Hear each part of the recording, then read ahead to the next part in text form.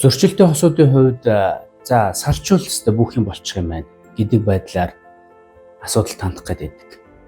За тэгтэл салснаар бүх юм эхэлдэг. Ганцаараа гунигэлдэг, ганцаараа өвддөг, ганцаараа зовдөг.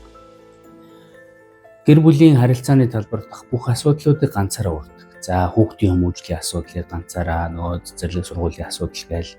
За тэгээд санхүүгийн асуудал ахаад ганцаараа, гэр орны ажил үүрэг гээд бүх асуудлууд ахаад ганцаараа. За ингээд эцэстээ за би ахаад нэг хүнтэй болох хэрэгтэй байна гэд хин нэгэнтэй ахаад хайр сэтгэлтэй болоод дараагийн харилцаа эхлүүлдэг. Өмнөх харилцаанд үүссэн зөрчлүүд дараагийн харилцаанд дахиад давхарлагддаг. Хүүхдийн асуудал гэхэд хоёр давхарлагдана, санхүүгийн асуудал хоёр дахин, хадмуудын харилцаа ахаад байдаг.